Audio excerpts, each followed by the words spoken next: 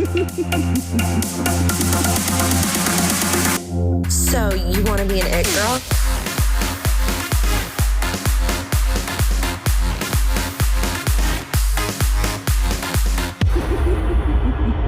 Hi, guys, and welcome back to Confessions of a Wannabe It Girl. Today, I am joined by Sarah. Sarah is a producer, actor, and directress. She's originally from Paris and now lives in Los Angeles. She began her career working in commercials and voiceover, representing brands such as Kodak. Her television credits include Without a Trace, The Unit, and Star Trek Picard. She naturally started to gravitate towards the production side of the film industry and started working in production and development. Since she started in Hollywood with directorial success, producing and directing short films, Sarah was already beginning to be sought out after to produce feature films. Sarah's producing credits include the dramedy Duella, co-produced by Oscar winner Alan Sard, and a comedy film Show All, which screened at cons. Sarah is also engaged in empowering the youth to master the skill of filmmaking and is currently producing and directing 5 short films with youth students from a French immersion school. Welcome, Sarah, to the podcast. Thank you so much for having me. This is very fun.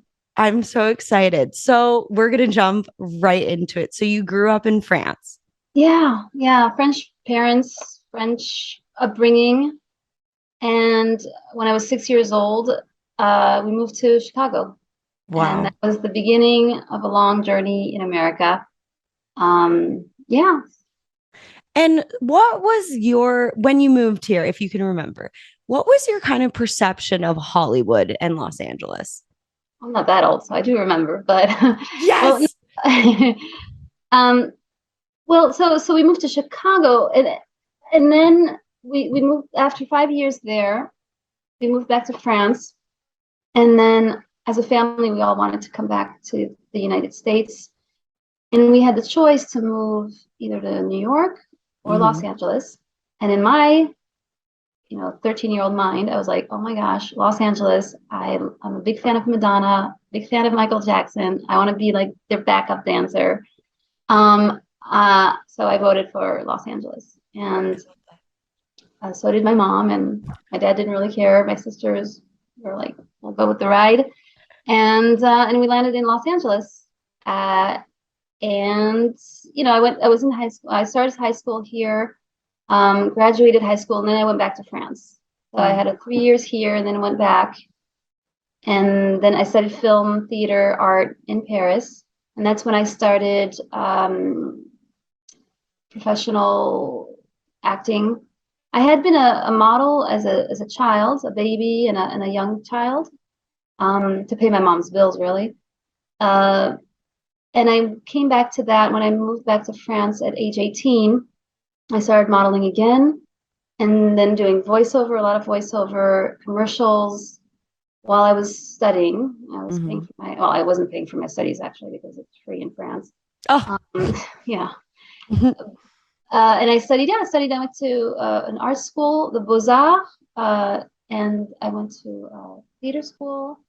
And also I chose to write a master's in film on a silent French-American filmmaker in the silent era.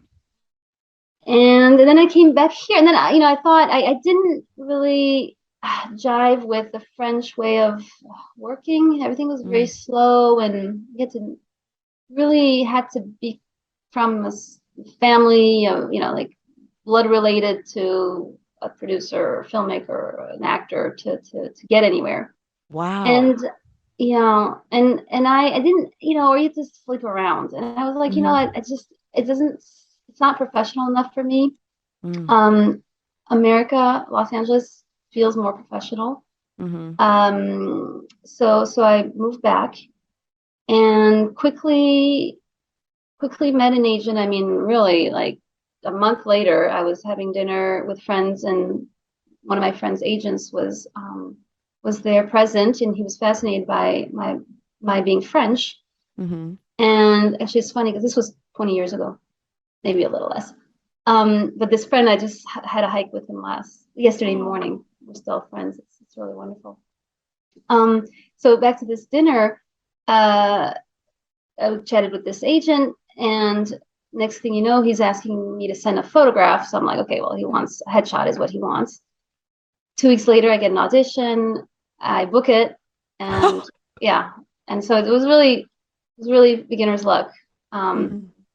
Beginner in the business, not a beginner actress, but a Right. beginner in the business in That's LA. an important distinction for Yeah, sure. Yes. yeah. I had been studying. I had done plays in France, commercials, and also, and so yeah, so wow, I was like, wow, this is easy. We love LA. Yeah. Oh, LA's yeah. great. Yeah. So, so so I booked that, and then I booked again, and small recurring in these primetime shows, and then I had like this huge ego, and I was living in a big glass house on top of Hollywood Hills, you know, smoking around, and I was like, no, this is not me. It's not Mm, me. I was also a meditator. I still am. mm, I was meditating, and I thought, I'm not really who I am. I need to find out who I am, and I put my whole house in storage, and I left to follow a mystical meditation teacher down in Ecuador. So I went mm, to Ecuador, lived in Ecuador for a year, a very simple life. And from there, I traveled the world.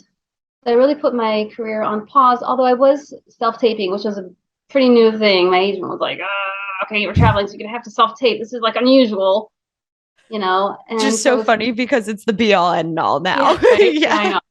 So I was like always with my camcorder, and I was, filming myself in ashrams in India, and just all these wild places. And I filmed myself in an airplane, doing an audition in an airplane. I mean, it was, yeah, I was traveling quite a lot. I really wanted to get out of my.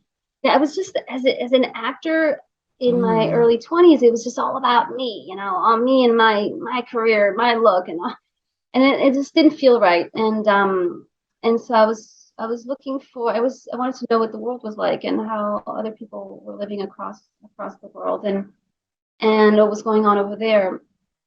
And so I did that. Yeah, I traveled for probably like 8 years, wow. and really living not as a tourist. Like I really wanted Mhm, to get a taste of what it was to live in Australia. So I lived in Australia like for 2 or 3 months, and I had to get a job there. So I mhm. worked and even had a car. I don't know how I did that, but anyway, I would travel. Yeah, I wanted to visit Prague, Czechoslovakia, and um, all of South America, all of Europe, and really settle there for at least a month. Mhm. And after that journey, at one point I thought, okay, now it's time to settle. And it was 2016, and I chose to go back to Paris, my roots, Mhm. and to reboot my acting career. Mhm. Um, in the meantime, I mean, during those 8 years, I did write, produce, and direct 3 short films, um, and had won some awards with them. And I just loved making movies, regardless of in front, in front of the camera and back of the camera. Doing, I mean, I love every part of making a movie. Yeah. Um, Writing it, designing it, editing it, finding the music for it. The teamwork, is Mhm. my top favorite thing. I Uh, just love that you felt like, you're living in this. I love the imagery of this glass house in the top of Hollywood Hills, and you're just like, no, this is unauthentic to who I am. Like, I'm gonna go out and, learn about the world. Like, that is something that I feel is really not rewarded enough in this society. Like, we're told, put the blinders on, put your head down, like work and you'll have success. And like, is that really like gonna give you that internal peace? Like, listening to you, I'm like, wow, I don't think so at all. But like, that's what idolized, and like even in Hollywood, that's what's idolized. And so I just love hearing that you were just so willing to go out there and just like be like, okay, like I'm still doing things towards my career, but like I don't have to be just like a horse with blinders on. Yeah, I don't think I would be a genuinely happy person if I didn't cultivate that inner inner wealth, really, my Mm, inner I love self, my that. inner world, you know, and I use it through meditation. I mean, that was my way. That's my way towards my inner self, inner life.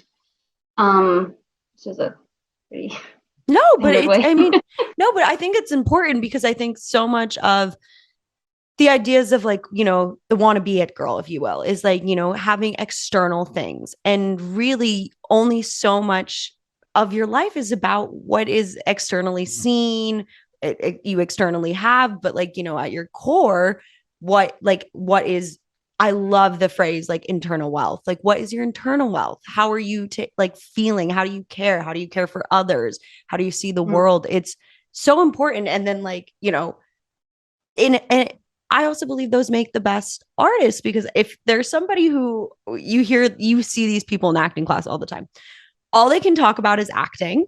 All they do is read acting, and they don't know what, I'm like, when's the last time you went through a breakup, or, went on a date, or just like took a trip and like weren't so focused on your ego.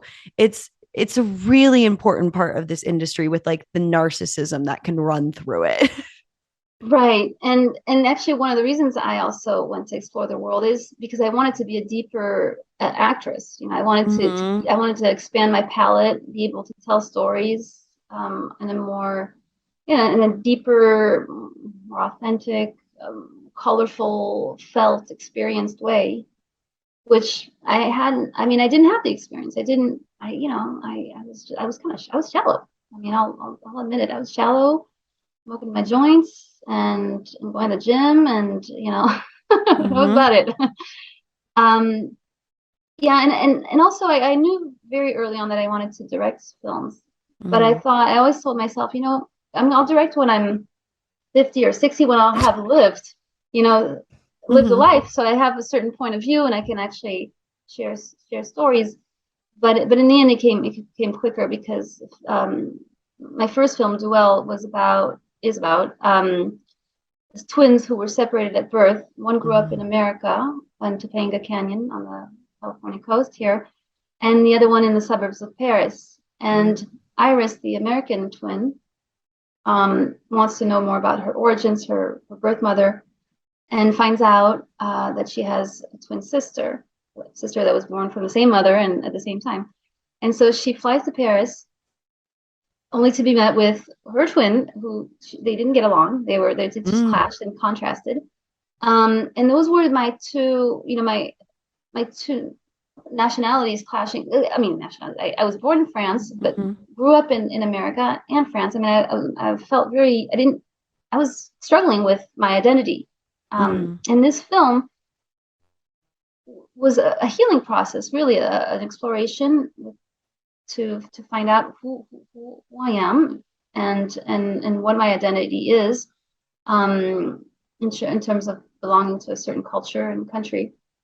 And so the story goes that the sisters argue, there's a Mm-hmm. clash, and then they find out they have a common love interest. They're both big, huge fans of Buster Keaton, which we love, a silent movie actor who did all his stunts. He was Mm-hmm. amazing and beautiful. And with that the common love interest, they open up to each other and enter each other's worlds. So Mm-hmm. Iris is more sensitive and starts exploring Veronique's world, very intellectual French, and then Veronique is more open to Iris's world, wannabe actress, dancer, beach girl. Mm-hmm. And after this film, I actually got my American nationality, so I'm officially French American, and it Love. really married the two. It was the start of becoming myself. Mm-hmm. My We're all unique in some way, and I wasn't. I was confused about how I could marry these two parts of me, and the Mm-hmm. journey goes on. Continues. This film I made in 2012, I think, 13 maybe. And yet in 2016, when I decided France, I had mentioned that after traveling the world, I settled in France and stayed 9, 10 months and to restart my acting career. And I was also helping produce films and realized I'm not French enough for the French. I'm more they don't know how to, Yeah, what does that like I kind of know what you mean, but I sort of don't know what you mean. Like you're too American for the French, or like how so? okay. And this is Paris, okay? Sure, I Paris. talk for Paris. That's where I was. You know, from my experience, now I don't want to Mm-hmm. stereotype, and this is just my experience. It felt like I was just too odd. They couldn't really categorize me. They were afraid that, the ideas were too brash Mm, it's too joyous. I was just not speaking the same language. I right. didn't. In the end, we weren't sharing a lot of the same culture. Although when I'm in the street here in LA, Mm-hmm. oh, where are you from? Okay, Right. you're European, right? And then when I'm Mm-hmm. there, it's the opposite. People in France, in Paris, people come up to me speaking English, Right. but I'm everything's French about me, Right. but no, there's also something that's not. And like for example, I was when I in 2016 when I came back to Paris, I was looking for an agent and I met the president of top agency, big agency, established years in very big one. Mm-hmm. And he's like, okay, so, and I said, look, I'm an actress and I'm a director. And that's what I Mm-hmm. want you to represent. Yes. And he's like, no, wait, hold on. What are you, an actress or a director? I'm like, okay, you know what? That ends the meeting because Right. like, it was just a little narrow-minded, I must say, and I just didn't feel like it's like I didn't feel like I guess accepted. I mean, the Mm-hmm. work is to accept myself, but I felt okay. You know what? This is not maybe the place for me. And also I was helping produce films, and it was just so long. People we were meeting the production houses were just not willing to take risks, and it was just there was never a sure answer. It was like just say no, yes, no, or yes, yes Mm-hmm. or no. Like we just Right. and Don't waste here my time. right, exactly. And here there's not it's much more direct. It's a little Mm. more coded, but it's direct, and it's just more practical, and I'm a very practical person. Um, so yeah, that's I decided to come back here, and when I came back here, I had to restart all over again. Mm. Because when you leave town, even for 6 months, you are Mm-hmm. forgotten. And so I was very, very, I mean, forgotten. That said, I had the casting director who cast me 13 years prior remembered the moment she saw me enter the room again, Oh. said, "Ah, Sarah," that's just amazing what they do. These casting directors, they're um. And so when I came back, I was denying being French. I really Mm. I, I thought, if I'm gonna be here, I'm gonna be fully American. Mm-hmm. And that didn't work. That did not work. That because that was not who I totally was. It was a lie that I was giving people. And not that I was saying, No, but you're not being authentic not to being who authentic. you are actually. Right. Sure. And we all have that. We all like I all the time want to deny on some level that I'm super dyslexic. And like if I continue to do that, I'm lying to myself, most importantly. Mhm. Yeah. And then, I did some programs like ones you mentioned with Jonah and others. Mhm. And, I was hearing, what's your uniqueness? Like, what makes you different? And I guess, oh, Mm. shoot, well, I guess I'm French. Right. From, you know, um, and also when I had coming back here, I was starting from scratch. I had to get a job, Mhm. and Right. the first thing that came along, so I prayed I prayed to higher power. I said, just whatever you need me to do, I will do. And out of the blue, literally, a friend was on next door and said, "Hey, I sent your info to this family who's looking for a French teacher." I'm like, "What? Well, thanks for telling me, for warning me." But and out of all the people that answered them on next door, they called me. Like, okay, so I ended up teaching French to their 3 children, and that led to another and another and another, and then I was I was teaching French to a whole bunch of children and adults. And that, I'll tell you, these people loved French and France and language and everything. That they helped me reconnect and find the love again of my French heritage. It's a heritage I was denying. And so that was also a very healing process, just a beautiful miracle that happened. And then through that, I started fully accepting my Frenchness, and that's who I am. And I started getting many more auditions and started booking, really, you know? Oh, it speaks so much to the idea of like the wannabe it girl. Like your it girl is whatever makes you unique. You're unique, your sprinkle and whatever. I remember when I was in college, I want to say college, that an acting teacher said to me, the thing you probably don't like about yourself will make you famous. And like that's like a very dramatic way to put it. And also like a little could be seen a little shallow as well. But like it's true. The things you're pushing down about yourself, like that's your uniqueness. Like staring at a world of same is very boring. And we like to see people be different. And and this is the one good thing I will say about social media. I do say other good things about social media, but I think social media has actually really applauded people for being unique and different, especially in, I would say, the past 2 years. But also your story just makes me think about so much about how if we really are ourselves in whichever way that be, whatever, you're really taking care of yourself, you're really doing what you need for yourself, the things you want in life might start coming towards you. Like you were saying, oh, I worked with these kids, and has nothing to do with acting, nothing to do with directing, but it was just like, I'm really taking myself in. And now people are like, oh my God, she's amazing. Like there's something just about that energy when people give that off. They want to be around you. They want to work with you. Yeah, and I think it's an alignment with yourself. So when you're aligned with yourself, you're aligned with life, and you're aligned with your purpose, and you're just everything starts aligning and becoming just definitely more smoother. Of course, there's always bumps on the journey, but it just starts making sense and yeah, just becoming easier, really. I mean, it does get easier.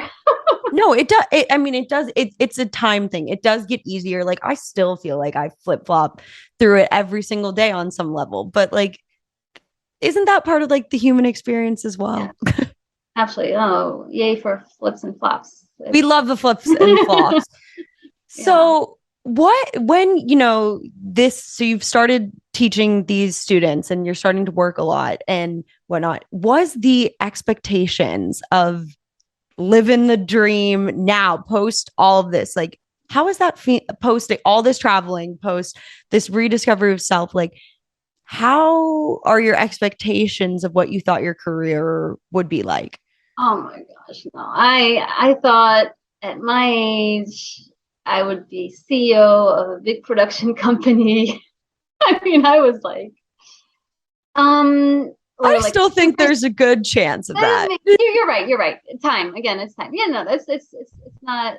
It's absolutely. Actually, the thought came to me a few days ago. I was like, you know what? I'm actually. It looks like I'm I'm putting the building blocks, because I mean, one of my side passions is researching companies and investing in buying parts of companies. It's been my passion for the last 2 years. I'm like fully.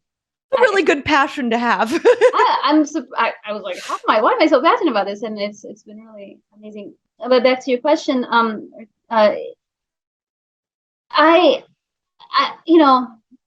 of course I wanted to be the next Madonna. Mm-hmm. That's why I came to LA. I was, um, and the moment where I was in that glass house with Big Ego, and I made a choice. I chose to,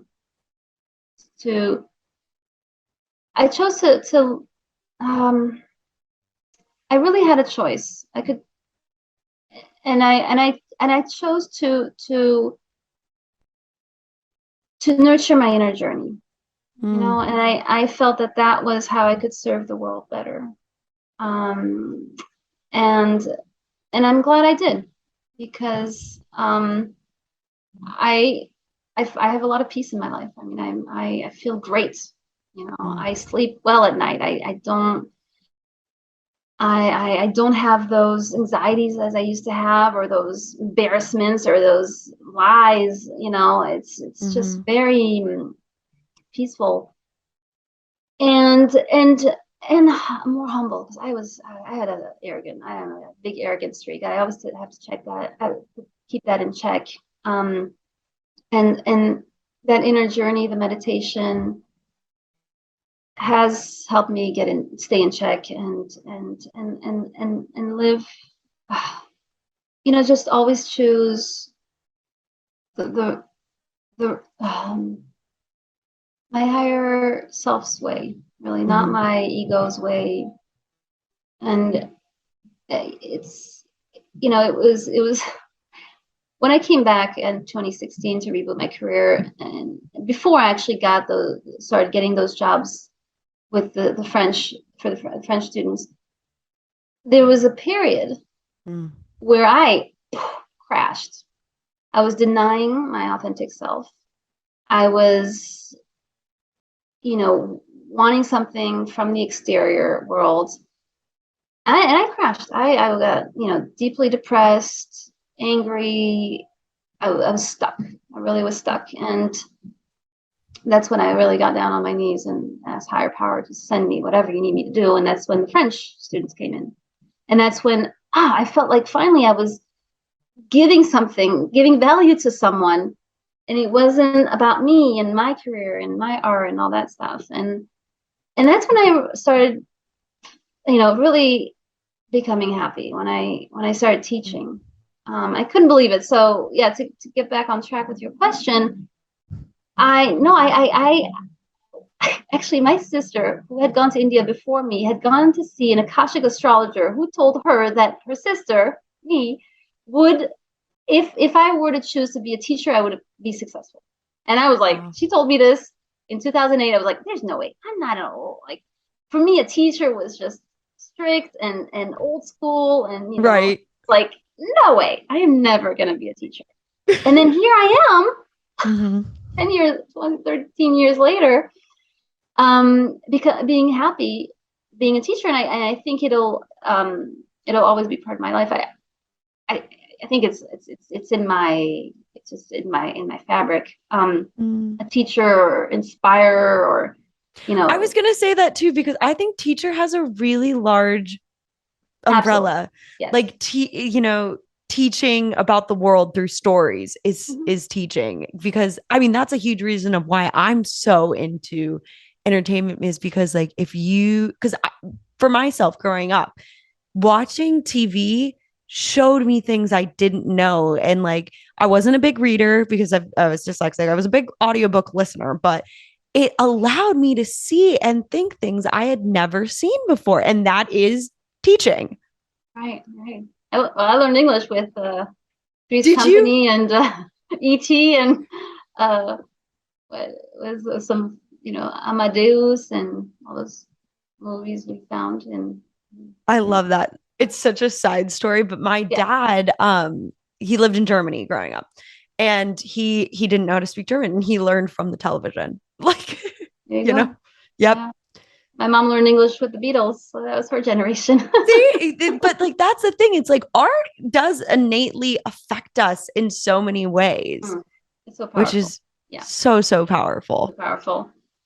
Yeah, it is very, very powerful. I love Um, that. yeah. Um, So we, I think we've talked a lot about ego, and there's this perception of being an actor or an actress. And I think it used to even be worse. People used to say like, well, at least she doesn't want to be an actress, or like with kind of like a negative connotation to it. What is your perception of that? Does that still exist? Is it different between here and France? I kind of honestly feel like that's kind of how we feel about influencers now. We're like, oh, well, at least she's not an influencer or whatnot. Mm.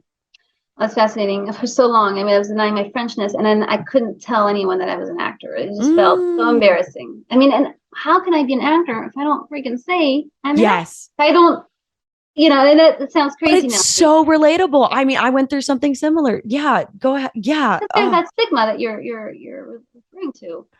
Look, in France, there's two words for actor: acteur or actrice for feminine, and then comédien or comédienne. And an actor, the acteur word is looked down upon. It's kind of kind of shallow. But comédienne, like you studied theater, and it's just it has much more seriousness about it. So just that, there's that in France. Now, I started acting in France, and I didn't have that stigma. I mean, I was 18, 19, 20. It's just, life was so fresh. It didn't occur to me. It was later on when I became older and thought, okay, I should get a job, right? That kind of thing. And then feeling embarrassed that I had a job and that I was an actor, because if I had a different job than acting, then that meant I wasn't a working actor. Yep. Yeah. And then a coach came into my life and told me, wait, so what are you doing for your acting career? And I was like, well, I'm doing this and I'm doing that and I'm doing this and this and that. I'm like, okay, so you're a working actor. Yeah, but I'm not working. It's like, you're a working actor. Get that in your mind. And I was like, you know what? I am putting a lot of hours. And you're not an actor because you booked a TV show. You're an actor because you work as an actor, whether it's auditioning or writing your material or creating characters, or even, as you mentioned earlier, one of the reasons I also traveled the world, as we said, is to find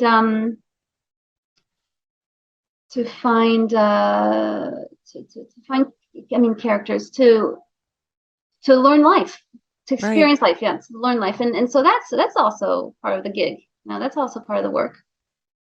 So it was later on that the stigma came as I got older, and I thought, this is not serious. And then I got a little bit older and I thought, this is silly. Look, what do you want to be? Who are you? You're an actor. That's it. So I just can't deny it. I can't deny it. So can't deny let's do short. What, I'm not going to wait till I'm 60 or 50 or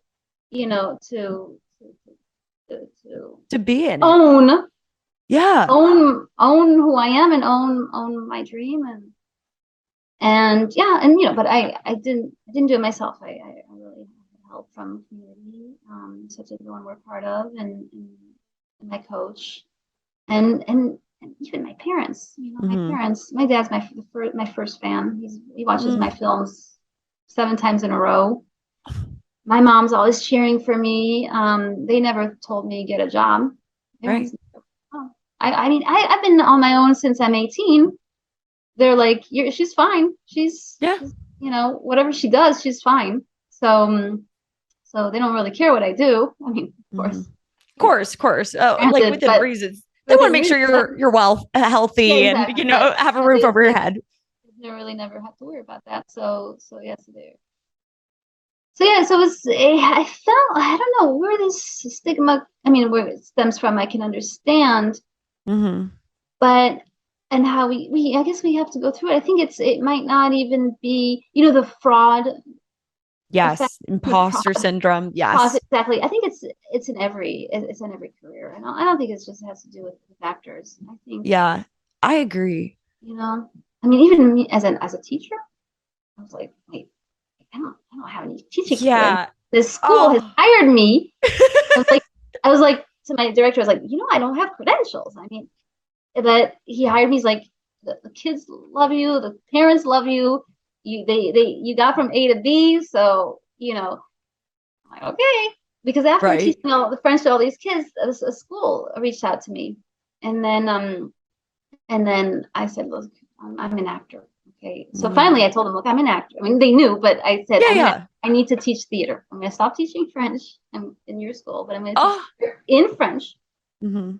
And that's how that started too. This, I don't want to say a B job, but this, how do we say in English? Like fulfilling, like I have other two A part. jobs. Yeah, you've two A jobs. I love that. Two A Maybe. jobs. No, but that's so true. I mean, I feel like I have two A jobs too. Like it's the podcast, but it's also like acting, Yeah. it's just so interesting how, and I agree, it applies to all kinds of work. Like we have this imposter syndrome, but it is just so weird how, like, we won't just like, especially when I was starting out as an actor, I would not like, I'd go on family vacations and we'd be talking to the family next to us and they'd be like, what do you do? And I'd be like, I just wouldn't say anything, or like I didn't know how to respond because I was like, oh, they're going to ask like what I've been in, blah, blah, blah. And, and it really is whatever you're working at every single day makes you a working blank of something. So in our case, a working actor. Oh, it's just not, it's not always qualified by the credit or the resume line or the money earned. It's by the best amount of effort and like love and passion you've put into something that makes you qualified as working. Yeah. You're And working at it. yeah, and also makes it for a very exciting career path. Yes, it's definitely not boring. So So, far from boring. So let's talk about directing a little bit. I want to know about how you approach directing with all of this. And like, of course, I would be so remiss to not talk about, the current climate of female directors in the industry. It's a forever moving, line and dot. And like, I would love to know kind of like what you think about that space. all right, well, so I'll go in order. You can do. Yes. Okay, so directing. I started very early. I started directing my sisters in little sketches and plays Yes. when we were, 7, 8, 9, 10 years old. So Did you just do it because like you knew you could on some level? I, I just did it. Yeah, just when we're kids, you don't really think, you just do Right. it. It's like I love doing it. That's what I love to do. I loved, drawing the set and the colors and then finding the song and finding the words and casting my sisters and getting them dressed up and telling them to move here to there and there to there. And then getting the audience, like getting, writing out little invitations, Yes. giving to the neighbors and the parents, and asking my parents, when are you having friends over, because I'm doing a little show, we're doing a little show. And I mean, I loved it. Like that was Yes. what brought me joy. So I just did it. And then I went to school. In school you have to do math and stuff. And so I didn't really have time to. But let's see. When did it come back? Well, then when I was in Paris studying acting and art, Mm-hmm. I also went to study film. Mm-hmm. And I my parents had told me, it's good to have a degree of some, I'm like, okay, well, I'm just going to get a degree. I mean, I started with trying to get a degree in art history, and then getting a degree in, what did like commerce, because I thought I needed to know how to sell my art before doing it. I mean, I kind of wasted a couple of years there, but I got back on track when I thought, well, of course, it's film that I want to do. Mm-hmm. So actually, I was already so ahead that they accepted me in the third year of film school. So the time I had wasted searching, I actually got back, and I wrote as I mentioned earlier, I wrote my master's in film. But all that was very theoretical. and I thought, I want to do it now. Like, I got to find a camera. And then, so that was, so wait, what, timeline. So after that, so yeah, so I finished my master's. Actually, I finished it living in LA. When I started booking those primetime shows, I was actually just also writing my master's degree. Wow. Quickly went back to France to present it to my teachers, and then came back, continued working. And that's when I was at an acting school paying like insane amount of money to be in this master class of this master teacher, this master whatever. And I did it a year, and then they were like, okay, well, second year, fork over your money. And I was like, you know what? With this $6,000, I'm gonna produce my first movie. They're like, Yes, oh, you are. how could you? I'm like, what do you mean how could I? Isn't that what I'm supposed to be doing? Right. I couldn't believe it. I was like, well, goodbye. That proves Adios. that Yeah. I should be getting out of here. And then that's what I did. And that's the first movie is Duel, which I Yes. gave the story of earlier. And I was supposed to shoot. I mean, I was here in LA, and I thought, well, let's shoot it. And then I ended up shooting in Paris actually because it was set in Paris. And my team was like, you gotta just do it in Paris. It's gonna cost you so much here. And I ended up doing it in Paris. And it was an amazing experience. I mean, I learned everything on that film. I produced it, directed it. I got a great DP to help me do that. I got a great DP to help me do that. And I played the twins, the two girls. So wow. yeah. So I learned everything. Yeah, like that is jumping in head first. I learned it. But that's the best way to learn is by doing. Like, absolutely. And how much more did you learn from doing that than staying in the second year of that class? Oh, I mean, I would have never. But that's the thing. It's like you got to get out. Like you got to get out there and make the project. You got to get out there and act in your thing. You've got to produce your thing. Yes. You will learn so much. Like I am still like in the grunt works of like working on my very first like full blown producing projects or even the film I just directed, and like man, do you just learn so much about yourself, about your bandwidth, about just what all these jobs entail. But like if you're not willing to put yourself in that situation and learn, like then like don't stay on the sidelines, like get out there and do it. Yeah, reminds me of a quote from Kubrick. You want to make a film, pick up the camera. Right. Just do it. It's 2022 too. Like you have an iPhone. Like you can't just wait for somebody to say, okay, now I give you the permission to be the actor you've always dreamed to be. Be the actor now. Be the performer now. Be the creative now. Amen. Oh, I love it. Yeah. And then there's fears and traumas and yes, but that's those. Well, actually, that comes up too. Yeah, no, but what you were saying earlier reminded me of the wounded warrior who uses, who helps others heal something that they've had to go through. And so, and like I did, like my first film, I was healing something, exploring something. That's what pulled me into making the movie.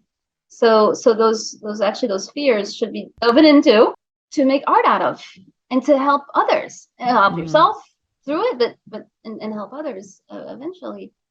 And that's what that's what I tend to forget as a perfectionist. Like, oh no, I have to make sure I'm that I get through this trauma before making the film. Like I have to make sure that I'm perfect in this area before, doing whatever. Well, no, it's actually the opposite.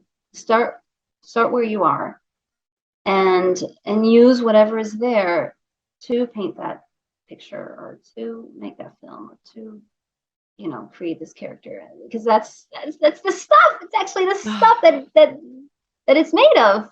Yeah. And that's going back to social media. The slight issue I have with it, I love the perfectionist. My perfectionist self loves how beautiful and perfect it is. But then I'm like, yeah, but like that's also it's like it's untouchable and it's unreplicable and it has actually made me step away from social media because I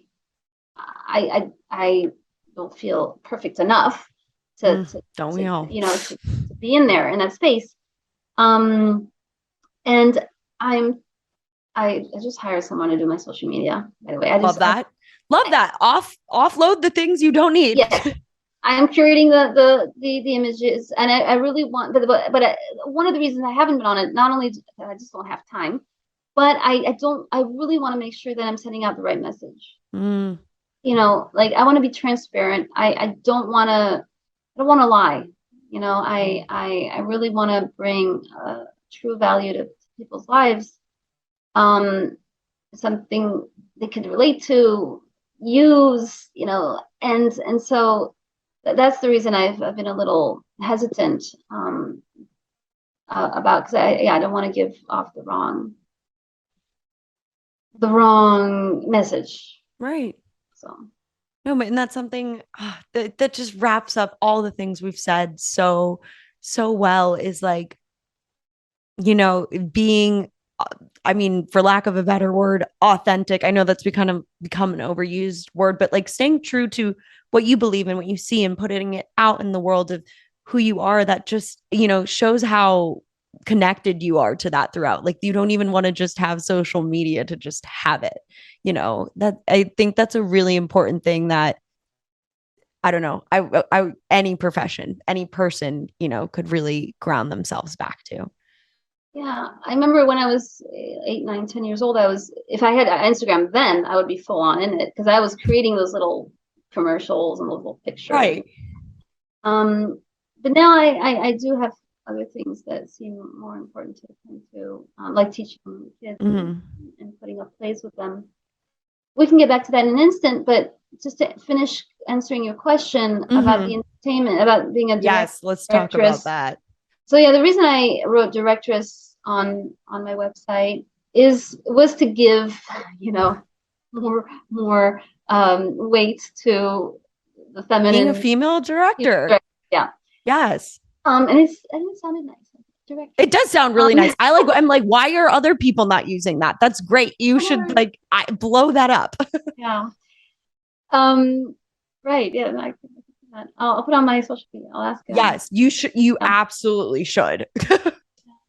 But honestly, I never felt that I couldn't be a directress. I love that.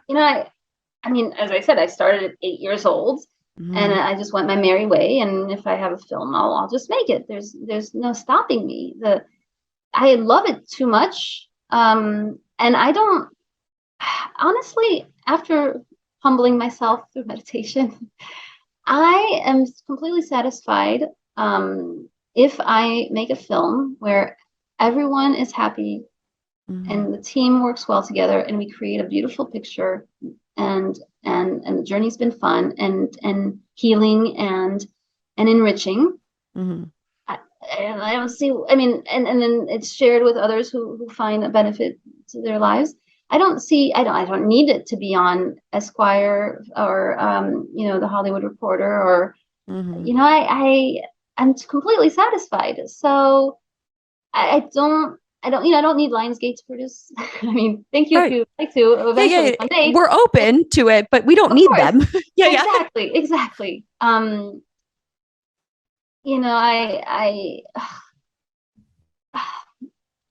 Let's see. Let's. I'm going to be honest.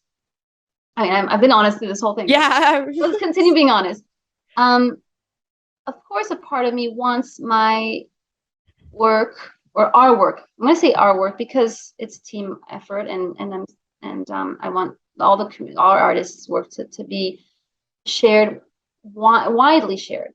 So a platform such as Netflix or Lionsgate, etc.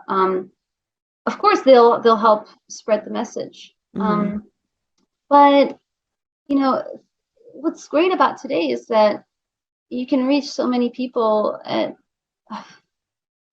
you don't I mean, again, you don't really need a big production company, but you can design the way you want. I mean, that production company that I want to create, it's at my fingertips. I'm just happy to make films. I'm helping produce a female director's film. I'll do what it takes for her to manifest her dream, for us to get her story on film or tape, or what do you call it, on digital numbers, digital camera roll. I don't know. Yeah. In the can. In the can. Yeah. Yeah. I'll do everything it takes, and it's easier actually to produce someone else's film than your own. I realize, because I have a lot of films in my backed up that I haven't been more moving forward on. But when I make films with the kids, or I'm producing now 9 plays that we're showing in January. I mean, that's what's popping up now. That's on my plate now. And so I'm doing that, and my personal scripts are under the hen warming up, Mm-hmm. Yeah. They're brewing. They're brewing. Yeah, they're brewing. That's the thing. It's, the timeline thing. Time. It takes time, and time, and we're lucky to, we're lucky to have time when we have time. I mean, we're lucky, like right now, Marley, we are alive. Yeah. And, the word time, I mean, it's more like, can you feel life right now? And connecting with you today is just gifting, I'll speak for myself, me, of the present moment, and sharing, and sharing whatever we're sharing is just such a gift. And so, making a movie is just that. It's connecting with others, sharing a story, co-creating, and designing it a certain way and hoping it has a certain life. But in the end, higher power is doing. I mean, I can't, I am not in control. I love that. Oh, Sarah, I could talk to you all day about this kind of stuff. I literally just felt like, so I call, like, you're being put into dream state when you were talking at the end. I've loved our time talking about this. It's so important to talk about art this way, and just even about how to have inner wealth, and keep moving towards your inner wealth, and doing what you need for yourself so that you can do the things you want. I just really appreciate your openness, your honesty, your groundness, and being here with us on the podcast. Oh, it's been incredible. My pleasure. Sarah. Yeah. Oh, thank you so much for having me. I mean, it was unexpected. Oh my gosh. I really cherish the moment, and it's really fun. And I hope your listeners got something. Oh my gosh, of course. I know they did. And tell everybody where they can find you and find your stuff as well. All right. Well, Sarah, SARAH 4 cinema, CINEMA. That's on Instagram, Pinterest, so far. And Sarah Demeestere, well, Sarah for cinema. I mean, just click, type that, and you'll find all my social media. Yeah, I'll be at the San Diego Film Festival next week, to support Melissa Bruning's short film, A Ghost Story, with Ed Bailey Jr. and Derek Cecil. So that's exciting. And you can find me on Beechwood. Love it. And probably in my car. There's way too much driving around. Yeah. That too. Yeah, you'll find me in mine too. I love it. The other day I was driving on the freeway, and I looked, it was like my ex-boyfriend from like years ago. I was like, now, like, love it. Insane. Anyway. So insane. Sarah, thank you so much again for being here. You're so welcome. Thank you, Marley, for creating this podcast. Oh, thank you so much. Thank you guys for listening. As always, we'll see you next Tuesday. Au revoir.